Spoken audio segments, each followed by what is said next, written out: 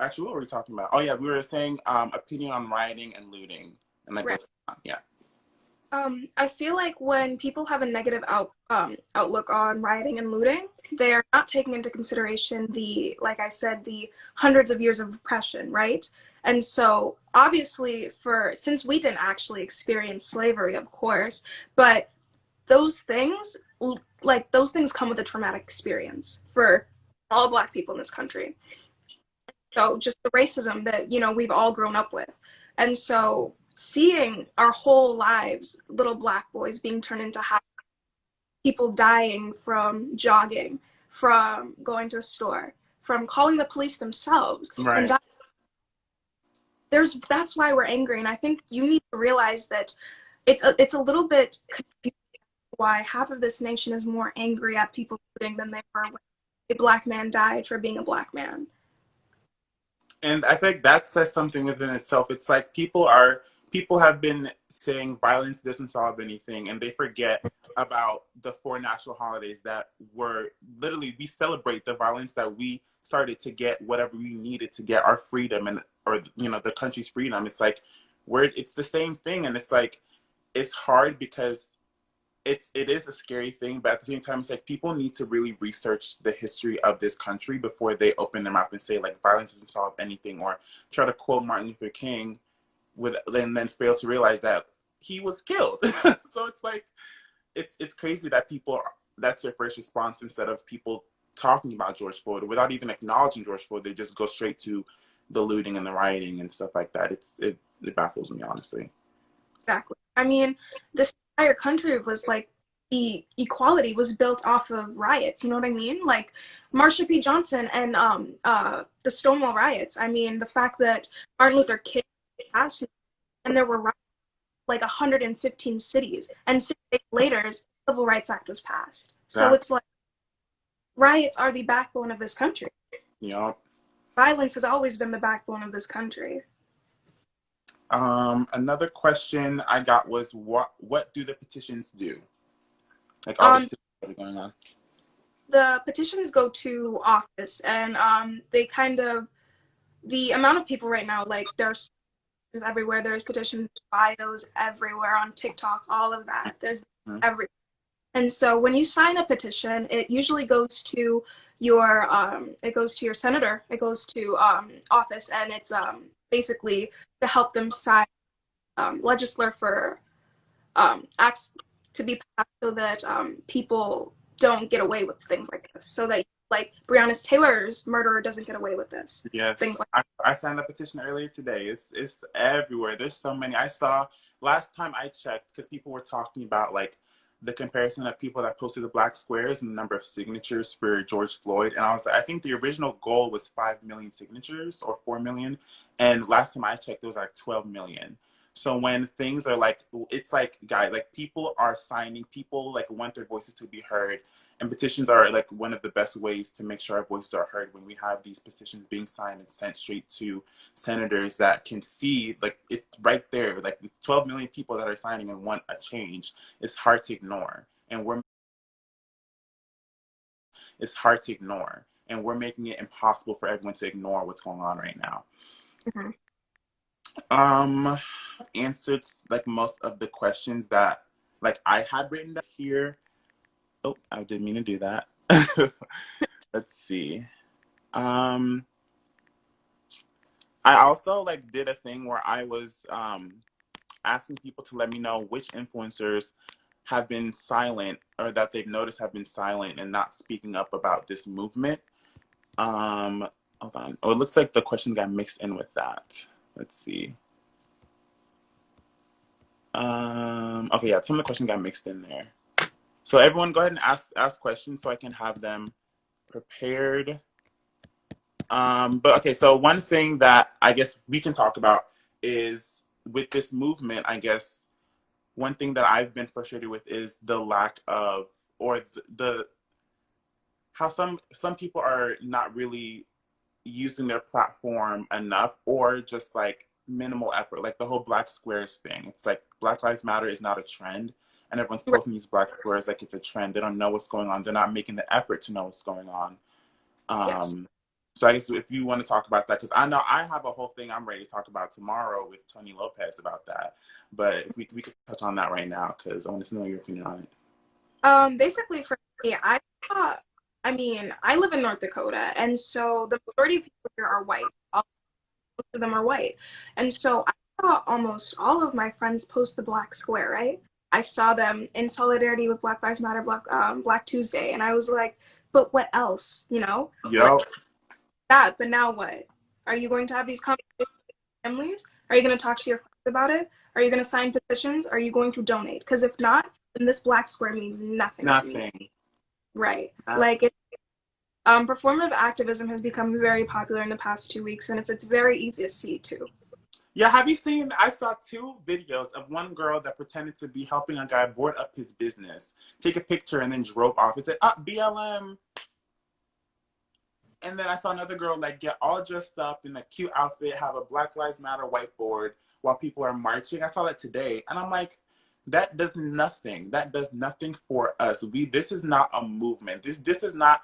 These are not COVID-19 jokes. Like this is something that's been going on for hundreds of years, and we want our voices to be heard. So if you're gonna hop on half-ass or hop on because it's a trend, I mean, it's hard to be like, don't do it at all because we want the help, but it's like, don't do it if you're not doing it for the right reasons because like we don't want that help. Mm-hmm. Exactly. Like it's on my TikTok. I posted a few days ago was of that guy that was doing a photo shoot at one of the riots, and I was like, I don't want to see that.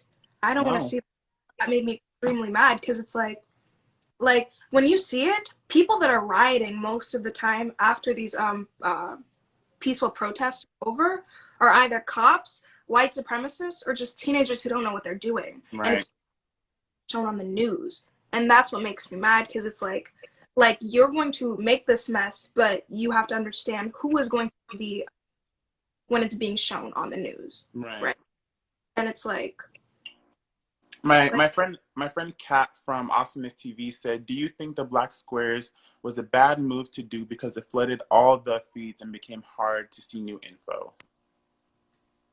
I feel like before most people weren't aware. I wasn't aware when I first posted mine. I said I did both hashtags, and Mm-hmm. I was told that it's going to flood it, delete it, and do it again, and I did it. But I think that it would have been a good idea to stand in solidarity as a community, but well, we've all been aware that we should Black Lives Matter hashtag there also would have flooded, Mm-hmm. but people knew it was too late and it was already flooding the hashtag. Yeah, I think that was something that's like in theory it was a great idea. It was like everyone in solidarity do this, but I was watching someone her at is Miss Packy, so I forget her full at, but she was basically saying explaining like what the black squares were, and it was supposed to be for the music and dance industry to post black squares, but to like as part of the movement in the dance and music industry, but to not stop posting, but to uplift and amplify the voices of the Black Lives Matter movement and to share black music and share black dances and share black artistry and stuff like that. And a lot of people were like, oh, everyone's posting black squares, let me post it. And then after that, haven't said a damn thing about Yeah, Black Lives Matter. So I people understood what was supposed to be done that day. We were supposed to post like the black squares, and then we were supposed to, amplify black voices. But people thought it was just another black. We weren't going to post anything. yeah, But it was a bad execution, I guess. yeah. Well, it's 6:25, so it's time for Brittany's segment. But I want to thank you so much for coming on here. All right. I feel like I've just had so many like strong it's been Amber, it's been Hadia, and you just like strong black women that have so much knowledge and things that I don't know about. But like I want to make sure that knowledge is shared and spread out. So I want to thank you again for joining, and I want to continue this conversation into next week. I was telling my friend Amber, she was talking about protesting safety and what people should know and like look up before they attend a protest. So I had more questions that people had, so I want to answer that next week. So I'll hit you up again so we can continue the conversation. Thanks again for joining, and I'll hit you up in the DMs. Okay. Thank you so much for having me. Of course. Bye. All right, bye.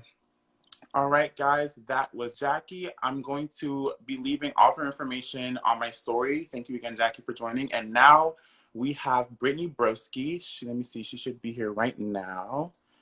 Let me make sure. Oh, yep, she's here. All right, so guys, Brittany Broski is going to be joining.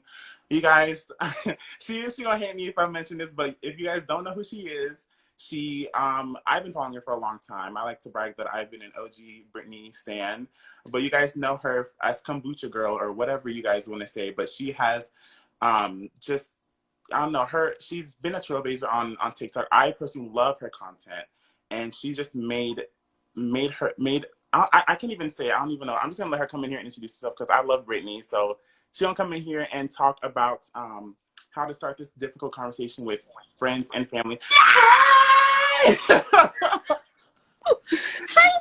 Hey, y'all don't understand how much I love Brittany. I love this and Brittany. I was telling them that I've been following you for so long, and just like seeing you just blow up and do your thing and just make a career for yourself out of this has been amazing. And I was really happy to finally meet you at Playlist and talk about Ariana Beyonce. Girl, she came clonking in with her knee-high boots.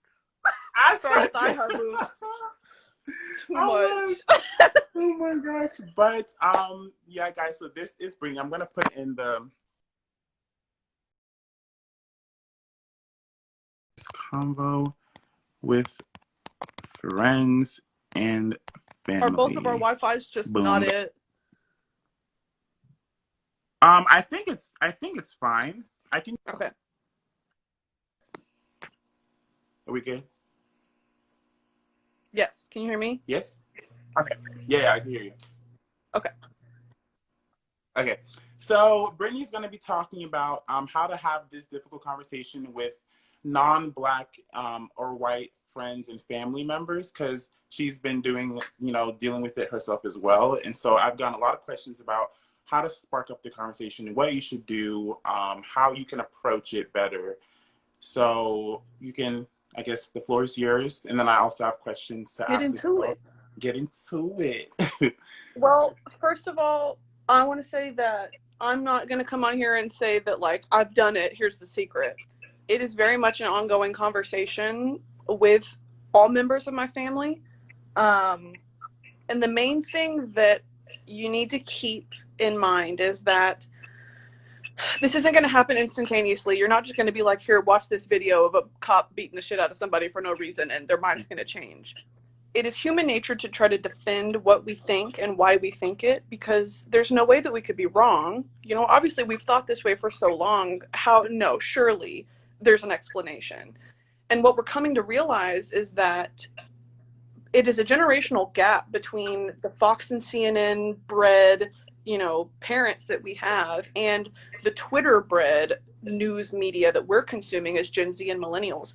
The stark difference between the voice of the people and the voice of these news conglomerates. So that's what I've been trying to point out to my family, is that anytime I see a thread on Twitter or, a swipe through on Instagram of just unprovoked police brutality, of them inciting it, whether it's 5 minutes before curfew or 2 hours after, just the relentless and senseless use of violence, I'm trying to save those videos and send them to my family and say, explain this. Because the honest to God truth is there is no explanation. So on top of that, I'm trying to stay calm. That's the most important thing I would say that you can do. Because not only are they getting defensive, you're getting defensive. Because at least in my experience, sure, this doesn't affect me directly. You know what I mean? Like, that's what all my friends, everyone from my hometown who just posted the black square and left and went on about their days, it's very performative, and I know that word's being thrown around, but it is very much like you're either in this or you're showing how much you really don't care. So my parents always ask me, why do you feel so strongly about this? Like, why, you could just, it doesn't affect you. And I'm like, that's the thing. That's the problem. That's what we're trying to address here, is that it does not affect me. I have the privilege of turning off my phone and going to sleep because it's sad. Mm-hmm. That is such a, like, the more that I try to explain that to my family, the more they get it. That video that went around of the black teenager explaining why or what his mom taught him before he leaves the house. You know, don't be outside without a shirt on. Don't do this, that, and the other. Don't walk alone. Don't walk in a white neighborhood. All that sort of stuff. He's younger than me. So I'm trying to show my parents that of like, you have no idea the difference of someone growing up just like me, but with a different skin color. So it's very much about being calm, remaining focused, and trying to get them to join what it is we're doing here, which is bringing attention to what's been going on for hundreds of years. Right. Period. Someone said preach.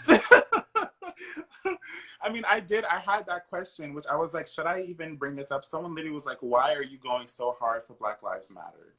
Me? And no, they were asking me that. I was like, well, I mean, do you see me? You see me? Like, I can think of maybe just one reason. But I mean, you said it yourself, you know, your parents were asking you, why are you going so hard? And it's like, for people that are not Black and it doesn't affect them, it's like, why go so hard? And I guess you pretty much answered that. It's like, because it matters. Like, it just because it doesn't affect me, it still matters. And a lot of people just don't get that. So it's hard. And you know what's sensitive too is everybody, I mean, it's such a sensitive, but everybody has their one Black friend. It's hard to say, but it's true, you know? My one Black friend from my pretty much all white college, she's been very vocal. And ever since college, like with her, and I went to high school with a pretty diverse group, it's one thing of like, oh, I've never been pulled over, you know, because of my skin color, or I've never been randomly searched and stopped. But it's that thing of ask your Black friend. Usually one, because I'm from small town Texas, has that happened to you? And the answer is always yes. Yes. And that's what I try to bring up to my family too, is, you know, just because you haven't personally experienced this stuff doesn't mean that it doesn't happen. So that too of, you know, if you want to call your Black friend dad, call your Black friend mom, let's have a conversation with them, because usually it's only one. That's just how it is. And that's the thing. It's like, there's like two sides of it. It's like there are groups of people that don't have that lack of diversity. They have a huge lack of diversity in their friend group. They don't have any Black friends to call on. So it's like, so it's like, I got that question. It's like, someone saying like, what do you do, or how do you explain this to parents who just don't get it? Like, literally just don't. Like, they're in a small town, there's not a lot of Black people, but they feel passionately about it, and their parents just don't care. Right. So it's like, I mean, I don't know. I can only like, girl, I don't even know. That's how well, the start with the facts. Start with history. Start with infographics that are going around. It's a matter of literally explaining it from the bottom up. Start back at Jamestown. That's really how far back we have to go. Start with the founding of this country. You want to talk about riots, you want to talk about protests, every single progressive move that has been made in this country, every minority group that has come to, you know, find rights within America has happened from protesting and riots. So when the parents don't understand, and even worse, the grandparents, if you're trying to talk to your grandparents about this, it's very much, you have to sit down and look at history. Women didn't have rights until riots. Gay rights didn't happen until peaceful protests, riots. I mean, Stonewall, all of this stuff. It's very traceable back. White people love to quote MLK. Oh, they always love to quote MLK. To do. They love it. MLK was one of the most hated men in America. People don't want to admit that. And now he has a full day dedicated to his impact on American culture and American history. So it very much feels a lot of the time like, you know, it's just young people. They've just got so much passion and love and whatever. But it's the same thing that happened in the 60s and the 70s when our grandparents were young. It's like, this isn't a new thing. It's just our generation's civil rights. So that's my one advice, if I had to give one piece of advice to trying to talk to your family, is find the facts. And not Fox News as a source, not CNN as a source. Find the facts from National Geographic, the History Channel, these things where, you know, we want to think they're not biased, but they're relatively as unbiased as possible. And use that. I have a lot of resources on my page under a highlight called BLM. There are a lot of, on TikTok, I'm seeing drag queens having to get in full beat and being like, right, statistics are wrong. It's like, come on. So, you know, find those videos, show them to your family, and then have a discussion afterward. You shouldn't just be like, hey, Dad, fuck 12, you know what I mean? Even though that's kind of what I want to do. It's not going to get you anywhere. It's just inflammatory. Yeah, back to your Black Lives Matter highlight. I saw that and I was like, that's a good idea. So I've like gone back in my archives and posted stuff that I've been posting about in there. So people that have questions can always go back and look. Just because it's gone for 24 hours, I still have it up there. I have links in my bio. I think Brittany has links, you know, in her bio too. Swipe ups on our stories all the time. There's literally a new petition every day. There's so much. Let's see. I feel like you pretty much answered a lot of the questions within like talk. Because someone said, how can you constructively talk about racism when someone gets defensive? And like you said, pretty much bring up the facts, stay calm. You know, try to leave out emotion, but it's hard to leave out emotion because these are what I've been trying to tell my friends is like, we are shaking people's worldviews. This is so much more than just, well, I'm not racist. But you live in a society that says it's okay. You know what I mean? Like, because we like to hide behind the First Amendment, we like to hide behind, well, it's my right, freedom of speech. That doesn't mean that you're right. You know, yes, you have a right to an opinion, but I don't know. And it's especially hard coming from the Christian community where you show these videos of just senseless police violence on innocent, unarmed civilians, and then somehow you want to side with the cops. It just doesn't make sense. You should be siding with your brothers and sisters in Christ if that's really how you want to spin it. Right. And then on top of that, there is the whole argument of, well, you know, I guess it's okay for peaceful protesting, but they want to start looting and all that. Oh, I'm out. Y'all had me, but I'm out. And it's like, okay, well, so you're now valuing property over the loss of a human life. Got it. That's something that it's been a major point in my family of like, I just cannot support that. And it's like, I don't either. You think I'm really going to be here and be like, yes, steal from that Target? No. But Target is a corporation. It is a nationwide corporation. They will recover. They have insurance. You can't recover a life. So I think that's what a lot of people are forgetting. It's like, use that if you want to as well. They got insurance. They'll be okay. It's like it's weird to not talk about the police brutality and the actual issues, and then talk about go straight to the rioting and the looting and the violence. So it's like, it's like, I mean, this country's built on like we've gotten our freedom and everything because of the violence that we've incited to get what we want. But as soon as a black man or black people try to do the same thing to make sure their voices are heard after doing it for years peacefully, obviously that doesn't work. It's like, what other options are there for us to make sure that you hear what we're saying? Right. What resources would you recommend for non-black friends? I think like Brittany said earlier, she has stuff in her BLM #BLM highlight. I have things in my highlight as well. I just added it's a Netflix recommendations. I saw that. Like 13th and 16 shots, like all these different bio docs sort of thing.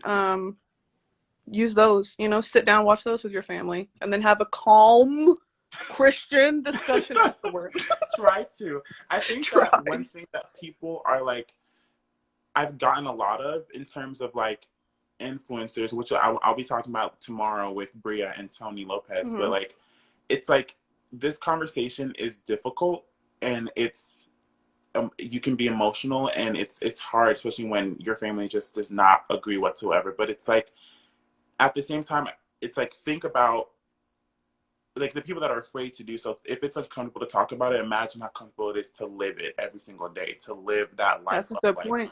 You know, I always have to, this is how I'm going to live after this movement's over. I'm, you know, or after it doesn't just the stop. next person gets shot because someone thought it was, you know, a gun, but it was a hairbrush. It's like, I'm going to continue living in it you're just talking about it, you're going to be fine.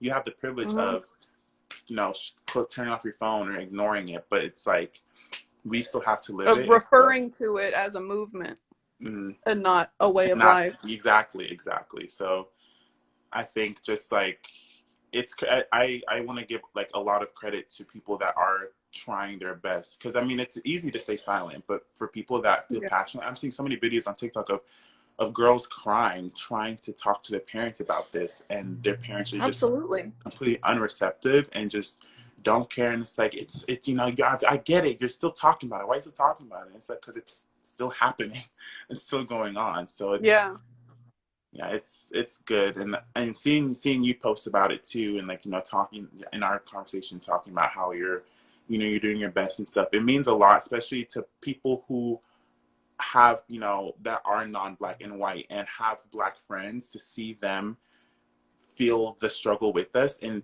fight for us, it means a lot more. It's like the silence hurts, and seeing people actively go out of their way to try to make a difference in their homes or within their groups means a lot. And it's a small thing that has a big impact in the long run. So, and it's a necessity, you know. There's no, I don't know, I've gotten that question a lot too, of like, what if I just don't bring it up? And it's like, okay girl, don't bring it up, but can you live with that? Can you live with the fact that, you know, your family really holds these superior beliefs? And personally, my family does not. My family is so loving and they're very accepting for the most part. But what's been the most difficult is trying to break that positive perception of law enforcement. My dad is military, and he's actually been a lot more open-minded than I thought he would be. Because he was like, you know, even in the service, there's a lot of people that it's like, you're allowed to have a gun? They put a gun in your hand? And, you know, I know a lot of police officers feel the same. But it's very much the idea that just because you know a good cop doesn't mean that the whole system is good. And then on top of that, there is such a strain, and I think this is why the police is overfunded. There's such a strain on police to fix every societal failure that we encounter. You know, missing person, call the police. Domestic abuse, call the police. You lost your dog, call the police. Call the police. It's like it is just not realistic to expect them as a functioning system to be able to do all that successfully. Right. So these are conversations that, you know, you kind of have to be stupid to disagree with, but it's the little nitty gritties of, oh, okay, so you say abolish the police, then what? Okay, well, let's talk about it. Let's talk about it, right. Abolish the police as we know it. You put in place a system of social workers that creates more jobs, that creates, you know, all the overfunding that the police departments have, especially NYPD and LAPD. All that goes toward. I heard that they're cutting the funding by like 4%. Really? It's $150 million, and that's only like 4% of the budget. Anyway, good. Yeah. Inform me. I do not know. I mean, that pretty much answered, like, the last question was, how do you talk about that? You pretty much went over all of that. So, yeah. Well, yeah, those are the questions. That's what it is. Thank you so much for joining. And that literally the time is like, I had it for 20-minute increments. So that is everything. Again, if you guys have questions, you can DM me. And also go to my story, Brittany's story. There are links to petitions in our stories and our bios, with like a link to like all of the petitions that are available right now. If you haven't signed them, go ahead and do that right now. Thank you again, Brittany, for joining. I really appreciate it. You. And I will text you, girl. All right. All right. Bye. Love you. Bye, y'all. All right, guys. That is it for this Black Lives Matter information series. I'm getting some text right now. Dad, I'm on live right now. Hold on. So yeah, that is it for this. I'm going to be saving this onto my feed so you guys can go back and watch this when